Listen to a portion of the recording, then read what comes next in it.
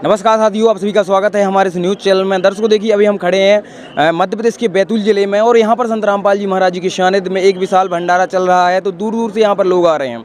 तो यहाँ पर देखिए दो पक्ष यहाँ पर मौजूद है। एक ये भाई खड़े हैं, ये संत रामपाल जी महाराज जी के फॉलोअर्स नहीं हैं और ये संत रामपाल जी महाराज से जुड़े हुए हैं। तो दोनों में काफ़ी ज़्यादा विवाद चल रहा था। तो हम आज आपको दिखाएंगे कि आखिर क्या विवाद है। एक प्रकार से डिबेट टाइप की चलेगी, तो आप इस वीडियो को जरूर से पूरा देखें। तो सबसे पहले हम इनका परिचय जान लेते हैं, इसके बाद इस डिबेट को शुरू करते हैं। नमस्कार सर, क्या नाम है आपका? सर मेरा नाम प्रकाश है। सर कहाँ से हो सर आप? मैं मंदसौर सीतामऊ तहसील से हूँ जी। तो सर आप संत रामपाल जी महाराज जी के विषय में क्या जानना चाहते हो? सर मैं जानना चाहता हूँ कि मैं यहाँ पे देखा है बहुत सारे जो संत रामपाल जी महाराज के अनुयायी हैं और देखने में आया है कि हम पहले जो देखा है वो सारा यहाँ पे नया सिस्टम लगा है। क्या नया लगा आपको? नया तो लगा है कि हम पहले से बोलते भाई राम राम जी राम राम जी, अब यहाँ आके देखते थे बोलते सत साहेब जी। हमने तो कभी सुना ही नहीं ऐसा। सर क्या है ये नया क्यों करवा रहे हैं संत रामपाल जी महाराज? राम राम चल रहा है, उसी को चलने दीजिए ना। देखिए सर, पहले तो मैं अपना परिचय बता दूं। दास का नाम हेमंत दास है, जिला निवाड़ी एमपी का रहने वाला हूं। ये राम नाम कहो या सत साहिब कहो या राधे राधे या कृष्ण, मतलब जो भगवान को संबोधित शब्द हैं, भगवान को नाम जाप करने वाले संबोधित शब्द होते हैं जी। तो ये तो पर्यायवाची शब्द हैं। चाहे कोई राम नाम कह दे, चाहे हम सत साहिब कह देते हैं, तो मतलब सत माने सच्चा, साहिब माने मालिक, तो वो तो एक ही बात है। उस परमात्मा को संबोधन करने वाले शब्द हैं वो तो।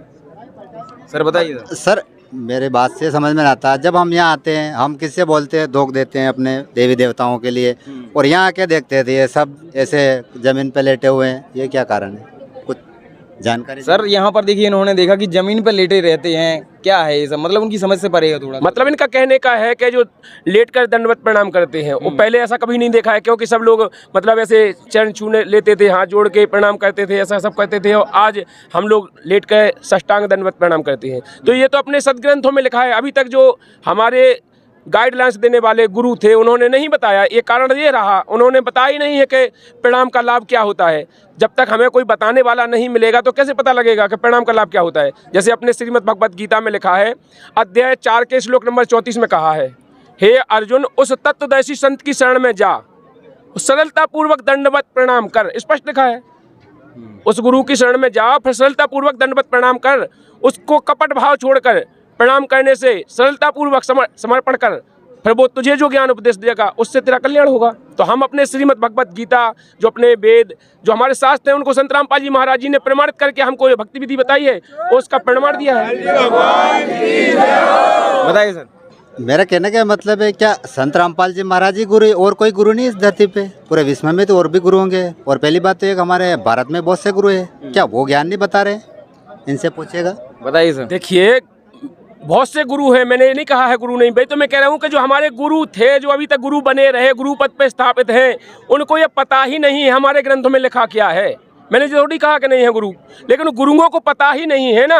उन गुरुओं से आप पूछिए ना कि अभी तक जे दंडवत प्रणाम करके बता रहे हैं, वो हमको आज तक क्यों पता नहीं किया, उनसे पूछो ना। मैंने तो आपको क्वेश्चन बताया है कि गीता के अध्याय 4 के श्लोक नंबर 34 में लिखा है प्रणाम के बारे में, उस गुरु को कैसे प्रणाम करना चाहिए, साष्टांग दंडवत प्रणाम करना चाहिए।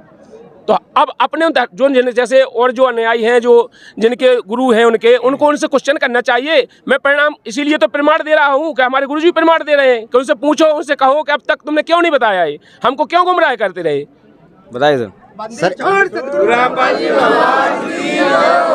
देखो गीता में प्रमाण है तो कबीर साहब भगवान है। मेरे कहने का मतलब है कि संत रामपाल जी महाराज मूर्ति को भी निषेध बताते हैं। अभी आज दिन तक हमारे जो भी पूर्वज है, जैसे कि ये वाले हैं ना, ये बुजुर्ग लोग, ये सभी बोलते हैं मूर्ति पूजना करना है। मूर्ति पूजन हम भी करते आ रहे हैं, पहले से करते हैं। अब ये निषेध बता रहे हैं, तो ये कहाँ पे प्रमाण हुआ इस बात का? बताइए सर, मूर्ति पूजा करना क्यों मना करते हैं संत रामपाल जी महाराज?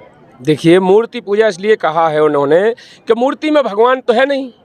जैसे मूर्ति, इतने मंदिर बन रहे, राम मंदिर बन गया, वो भी तो एक मूर्ति पूजा कर रहे लोग बाग। आप कैसे कह सकते हो ऐसा? बिल्कुल, मैं इसीलिए तो मैं कह रहा हूँ कि जो हमारे धर्मगुरु हैं उनको पता ही नहीं है कि मूर्ति पूजा करना चाहिए कि नहीं करना चाहिए। कहीं किसी वेद में लिखा है? आप हमको बताइए। मैं उनका प्रमाण देता हूँ कि मूर्ति पूजा का खंडन किया गया है अपने शास्त्रों में। मूर्ति पूजा नहीं करना चाहिए, मूर्ति पूजा करने से लाभ नहीं होगा। सर देखिए, जैसे हमें एक बताइए आप, जैसे कि हमें सेव खाना है तो हम सेव खाएंगे। अगर हम सेव की मूर्ति बना लें और सेव की मूर्ति के आगे पूजा करें और हमसे कहें हमें सेव खावे के लिए मिल जाए, तो क्या मिल जाएगा हमें? हम सेव की पूजा करते हैं, सेव की मूर्ति बना लेते हैं सेव की तरह, और हम उसकी पूजा करते हैं, घंटियाँ बजाएंगे, हम उस पर फूल चढ़ाएंगे, हम कहेंगे तू मुझे सेव खाने के लिए दे, तो क्या दे देगी वो? हमको ओरिजिनल सेव चाहिए, हम ओरिजिनल सेव खाएंगे तब हमें वो टेस्ट मिलेगा। देखिए सर, जगन्नाथ मंदिर बना है जो स्वयं भगवान ने ही बनवाया था, आप ये कैसे कह सकते हैं कि मूर्ति पूजा गलत है? देखिए, मैं इसलिए कह रहा हूँ, अपने शास्त्रों में लिखा है, मैं अपनी तरफ से थोड़ी कह रहा हूँ। संत रामपाल जी महाराज जी ने प्रमाणित किया है। आपको देखिए, जो भी धर्मगुरु हैं, जो भी भाई हैं, जो चाहते हैं कि हमें सच्चे ज्ञान की पहचान हो, हमें सद्ज्ञान मिले, तो आप आइए ना, डिस्कस कीजिए। अपने सदग्रंथ में डिस्कस है, चारों वेदों में, 6 शास्त्रों में, 18 पुराणों में, सभी में संत रामपाल जी महाराज जी ने डिस्कस करके दिखाया है कि देखिए, मूर्ति पूजा नहीं करना चाहिए, क्योंकि मंदिर में या मूर्ति में भगवान नहीं होता है। भगवान हमारे अंदर है। जिन राम की, कृष्ण की, दुर्गा की, गणेश की, और जो अपने शंकर जी हैं, पार्वती हैं, इनकी पूजा करते हैं ना अपन, लेकिन वो तो हमारे अंदर है, कहीं मूर्ति में थोड़ी है। हमें तो संत रामपाल जी महाराज जी ने अपने कमल चक्रों के बारे से बताया, उसमें प्रमाणित किया है कि हमारे अंदर उन जो कमल चक्र हैं उनमें है जो विद्यमान, तो हमारे शरीर में जो कमल चक्र विद्यमान है उनमें वो भगवान है। और जब वो हमारे भगवान अंदर है तो हम उनकी पूजा साधना करेंगे तो अंदर की करेंगे, बाहर की करने से हमें लाभ होगा। देखिए सर, केवल संत रामपाल जी महाराज ही मूर्ति पूजा को मना करते हैं, और संसार में इतने सारे संत हैं, बहुत सारे संत हैं, सभी बोलते हैं मूर्ति पूजा कीजिए, तो लोग कैसे भरोसा करें? क्योंकि आपके संत रामपाल जी केवल एक बता रहे हैं, वो लाखों की संख्या में बता रहे हैं कि पूजा कीजिए, तो भरोसा कैसे होगा सर, ये बताइए आप। देखिए सर, भरोसा तो अपने प्रमाण से होगा कि नहीं होगा।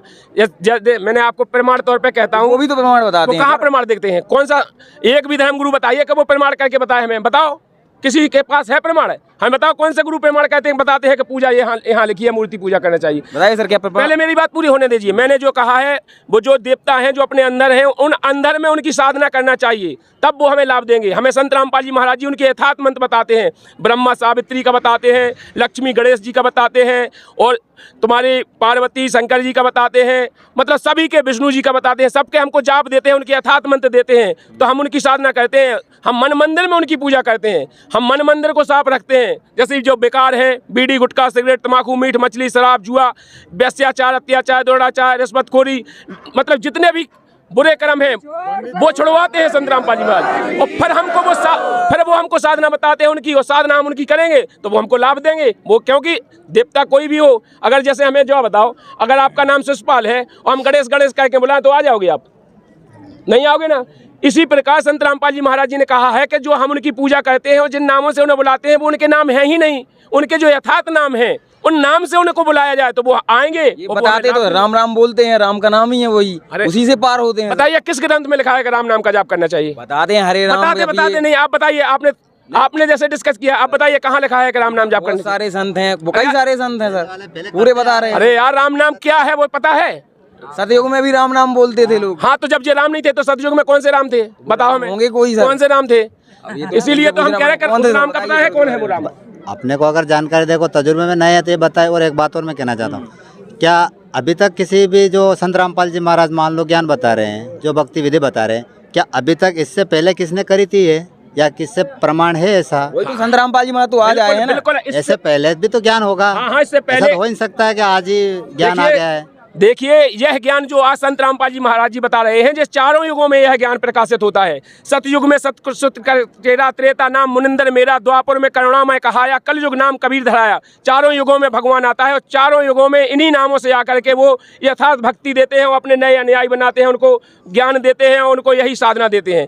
आप प्रमाण के लिए आप जाइए, कबीर सागर को उठाइए, कबीर सागर में लिखा है पूरे जो नाम जो संत रामपाल जी महाराज जी दे रहे हैं, उनकी गुरु प्रणाली है, वो कबीर साहब से लेकर के आज संत रामपाल जी महाराज जी तक पूरी गुरु प्रणाली आप जाकर के, हमारे यहाँ लगी है प्रदर्शनी, आप जाकर के देखिए, उन सभी गुरुओं के नाम पूरे स्पष्ट लिखे हुए हैं। हमारे कबीर साहब ने भी जिनको गुरु बनाया नाम के लिए, वैसे भगवान को गुरु बनाने की जरूरत नहीं होती है। इसीलिए उन्होंने कहा है कि रामकृष्ण से कौन बड़ा, तीनों भी गुरु कीन, और तीन लोग के बेधनी गुरु आगे आधीन, वे भी गुरु के आगे आधीन हुए। तो आज हमारे संत रामपाल जी महाराज जी हैं, उनकी गुरु प्रणाली आप जाकर के देख सकते हैं, हमारी प्रदर्शनी में लगी हुई है। बताइए सर, क्या कहना चाहोगे आप? मेरा कहने का मतलब है कि अभी आपने बोला कि सारे वेद ग्रंथ से प्रमाणित कर दिया ज्ञान, तो क्या हम हिंदू समाज के, शायद मुसलमान तो नहीं दिख रहे भाईजान, कोई हो भी सही अगर, तो क्या उन्होंने कभी मुसलमान का भी कोई बताया है ज्ञान, या कभी ऐसा कोई प्रमाण है आपके पास बताने के लिए? हाँ, बिल्कुल है।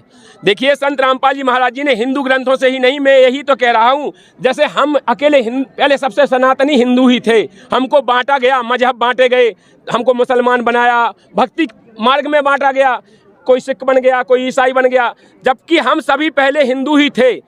हिंदू ही पैदा हुआ है यहाँ पर। मुसलमान बताओ कोई पैदा होता है?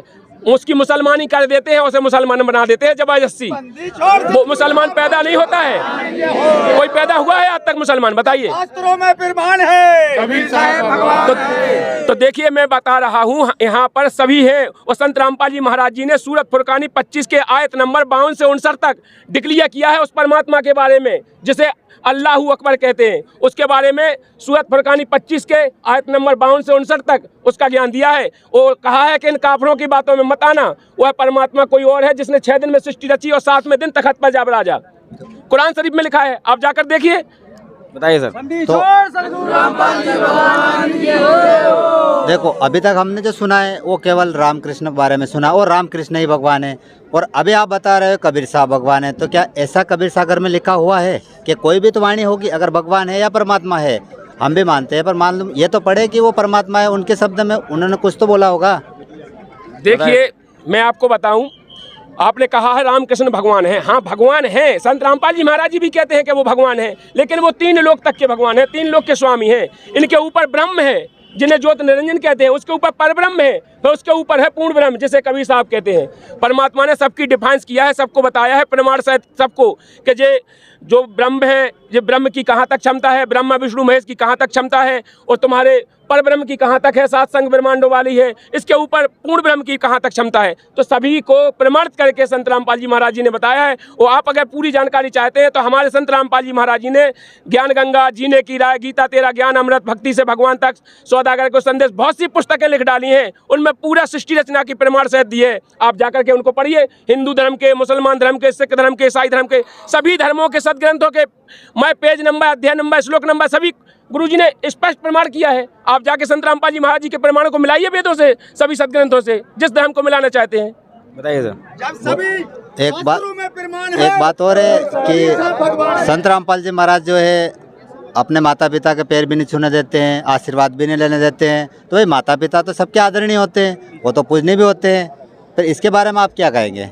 देखिए प्रथम गुरु माता होती है सर, उसके ही मना करते हैं संत रामपाल जी हमारा पैर छूने को। बिल्कुल आपने सही कहा है। प्रथम गुरु माता होती है, पिता होता है, लेकिन वो शिक्षा के गुरु होते हैं। ये नहीं है कि हमें आध्यात्मिक गुरु हो जाएंगे, वो हमारी शिक्षा के गुरु होते हैं वो, और आदरणीय होते हैं, पूजनीय होती हैं। ये नहीं कहा कि पूजनीय नहीं होते हैं, लेकिन हमें जा बता भैया, माता पिता मांग रहे हो रोटी और हम उनके पाँव परे ले, पाँव परे से फायदे भी, हम उनको सत्कार करेंगे पाँव परे ले, तो आप फर्जे का नहीं, उनको रोटी खिलानी पड़ेगी। तो रोटी खिलाने पड़ेगी। क्या लेना देना सर? अरे पैर भैया, छूना एक अलग आजकल बात हमने है। देखो है, हमने इसलिए कह रहे हैं कि आजकल हमने देखा है कोई हजारों लोग ऐसे हैं जो अपने माता पिता की सेवा तो करते नहीं सब हैं, थोड़ी हैं सर ऐसे। उनको गालियां देते हैं। देखिए वो भी ठीक है, लेकिन अरे यार, सर हमें पैर भी बताओ। छूते हैं और खाना भी खिलाते हैं, तो वो ठीक है ना? अरे यार, पैर छूने से जानते हो क्या होता है? जी बताइए। प्यार छूने से पाप पुण्य का आवागमन होता है। संत रामपाल जी महाराज जी ने सदग्रंथ से प्रमाणित किया है। इसकी दुनिया है, कैसे करेंगे? अरे यार, मैं इसलिए कह रहा हूँ, जैसे आध्यात्मिक के लिए तो आध्यात्मिक ही नॉलेज रखना पड़ेगा।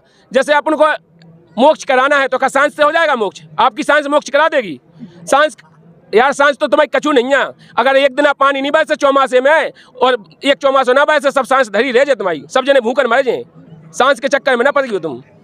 आध्यात्मिक है, इसलिए आध्यात्मिक नॉलेज को अगर समझना है तो हम बता रहे हैं। रामायण में अपनी में लिखा है स्पष्ट, प्रातः काल उठकर रघुनाथा, मात पिता गुरु नावे माथा। नमन किया है आपने, देखी कहूँ रामचंद्र जी ने परे पाँव, अपन जैसे पाँव परे, जैसे आज अपन पाँव परत, कृष्ण भगवान ने परे पाँव। कौन से शास्त्र में लिखा है? कहाँ पे किसी ने पाँव परे? उन्होंने स्पष्ट रामायण में लिखा है कि प्रातः काल उठकर रघुनाथा और मात पिता गुरु नावे माथा। नमन किया है। वही तो हम भी तो भैया नाम। अरे यार, पैर कहाँ छुए यार? फिर तुम ठेले जब नहीं, वो क्या है? कहाँ ठेले तुम? वो पैर छूना ही है अरे सर। पैर छूना कैसे? आप उसको समझ ही नहीं अरे रहे। नमन, हम नमन कर, हम भी तो नमन कह रहे- वही तो नमन वही अरे होता तो है। हम भी तो नमन कहते हैं। हम पिताजी सत साहेब, माताजी सत साहेब, गुरुदेव जी ये सत साहेब, भाई जी प्रणाम है सत, सर, ये प्रणाम यार, है। तो प्रणाम ही तो लिखा है। तो नमन नीचे झुक के नमन, अरे यार, तो झुक्का नहीं कर रहे यार। हमें जब शीश झुक गया पे क्या बचा है यार?